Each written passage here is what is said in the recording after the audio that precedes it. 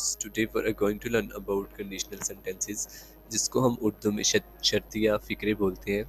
शर्तिया फ़िक्रे जैसा कि आप जानते हैं 3 किस्म के होते हैं। फ़िक्रा ये शर्तिया फ़िक्रा जो है 2 हिस्से पर मुश्तमिल होता है। एक हिस्से में शर्त रखी गई होती है, जबकि दूसरे हिस्से में जो है वो जज़ा वगैरह बताई गई होती है।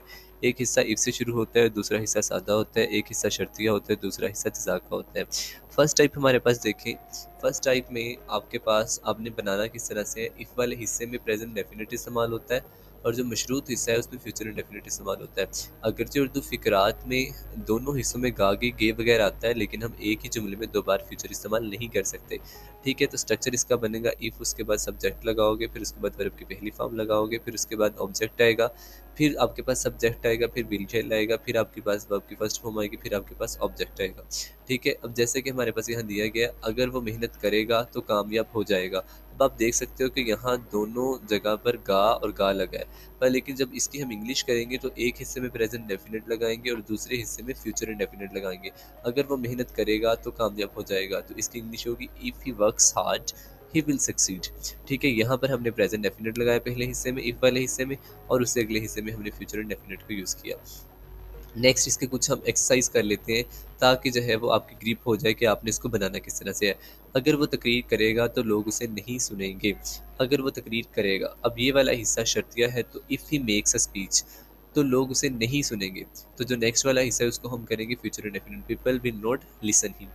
नेक्स्ट फिक्रा देखें, अगर वो सच बोलेगा तो मैं उसे माफ़ कर दूंगा।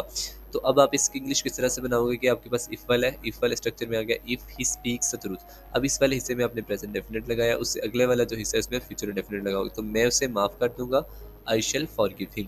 अगर वो मुझे धोखा देगा तो क्या उसे सज़ा नहीं दी जाएगी, इफ़ ही डिसीव्स मी, अगर वो मुझे धोखा देगा तो क्या उसे सज़ा नहीं दी जाएगी। तो अब ये वाला जो है ये पैसिव में जा रहा है और इंट्रोगेटिव भी है, तो अब विल को उठा के शुरू में ले आओगे, will he not be punished. Next है जी, अगर वो वक्त पर आएगा तो मैं उसकी हौसला अफजाई करूंगा, if he comes in time I shall encourage him. ठीक है, यहाँ पर आपको नज़र आ रहा है ये जो है आपका कंडीशनल है, कंडीशन बयान की गई है, अगर वो वक्त पर आएगा, if he comes in time, तो मैं उसकी हौसला अफजाई करूंगा, आई शैल इनकरेज हिम। अगर तुम इलेक्शन में हिस्सा लोगे तो मैं तुम्हारी हिमायत करूंगा। तो अब इसकी आप इंग्लिश किस तरह से बनाओगे, if you take part in election या participate in election I shall support you. अगर तुम मेरा कहना मानोगे तो कामयाब हो जाओगे, इफ़ यू ओबे मी। ठीक है, अब यहाँ देखो, अब ये गे लगा है, इधर भी गे है, इधर भी गे है, पर लेकिन आपको मैंने बताया कि आप एक फिक्रे में 2 फीचर इस्तेमाल नहीं कर सकते। If you obey me you will succeed. Next type है हमारे पास सेकंड टाइप। सेकंड टाइप में ये है, फ़िक्रा का शर्तिया हिस्सा माजी में होता है, तो जो ज़ा वाला हिस्सा होता है वो मुस्तकबिल में होता है। इफ़ वाले हिस्से में पास्ट इंडेफिनिट इस्तेमाल होता है, दूसरे हिस्से में वुड के साथ फर्स्ट फॉर्म लगाई जाती है। बहुत सारे बच्चों को सेकंड कंडीशनल सेंटेंस और थर्ड कंडीशनल सेंटेंस में कन्फ्यूजन होती है, तो आज हम इसको बहुत अच्छी तरह से क्लियर कर लेंगे। अगर उसने मेहनत की तो पास हो जाएगा, अगर उसने मेहनत की तो पास हो जाएगा। पहले वाला हिस्सा मैंने आपको कहा कि वो माज़ी में होगा, और उससे जो अगला हिस्सा वो किस में होगा, मुस्तकबिल में। If he worked hard he would पास। अब ये देखिए आपके स्ट्रक्चर के मुताबिक ही बन रहा है कि पहले हिस्से में पास्ट इंडेफिनिट लगाओगे, उससे अगले हिस्से में आप वुड के साथ वर्ब की फर्स्ट फॉर्म लगाओगे। अगर उसने गाना गाया तो वह इनाम जीतेगी। अगर उसने गाना गाया, अब यहाँ देखो ये वाला हिस्सा माज़ी में है, इफ़ शी सैंग अ सॉन्ग, तो वो इनाम जीतेगी, she would get a price.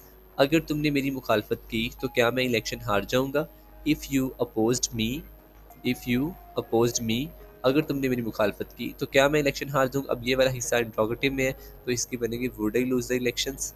ठीक है, अगर उसने मुझे तोहफा न दिया तो मैं उसका शुक्रिया अदा नहीं करूंगा, if he did not give me a gift, अगर उसने मुझे तोहफा ना दिया। अब ये पास्ट इंडेफिनिटली आपको पता है हेल्पिंग होगी, यहाँ पे डिड नॉट यूज होगा।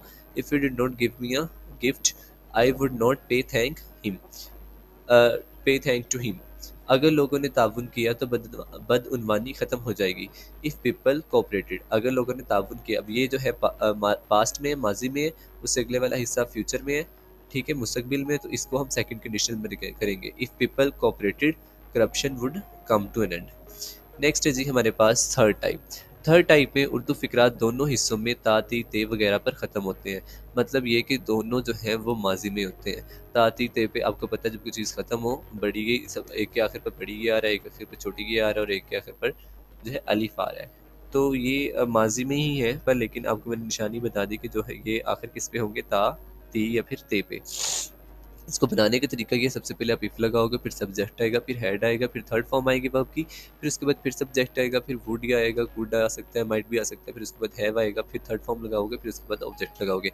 देखते हैं जी किस तरह से। अगर तुम मेहनत करते तो कामयाब हो जाते। अब देख सकते हो, अब इन दोनों हिस्सों में ते बड़ी ते आ रहा है, ठीक है। अगर तुम मेहनत करते तो कामयाब हो जाते।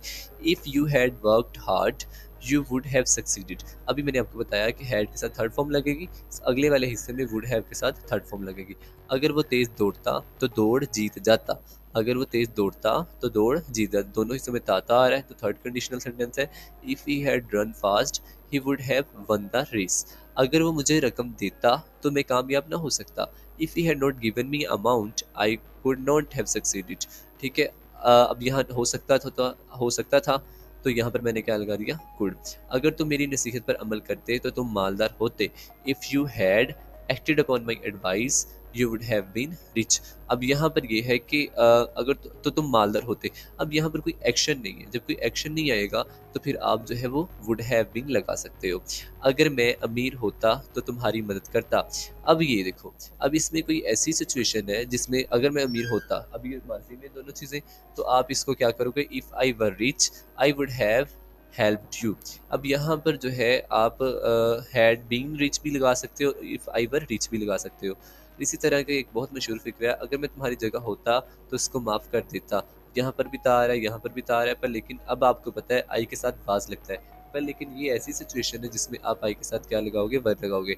If I were you I would have forgiven him. मुझे उम्मीद है कि आपको कंडीशनल सेंटेंसेस की बहुत अच्छी तरह से समझ आ गई होगी। अगर फिर भी किसी का कोई क्वेश्चन है तो कमेंट सेक्शन में वो अपने क्वेश्चन को मेंशन करे। आई इंशाल्लाह I will be there to answer your question. Okay, अल्लाह हाफ़िज़।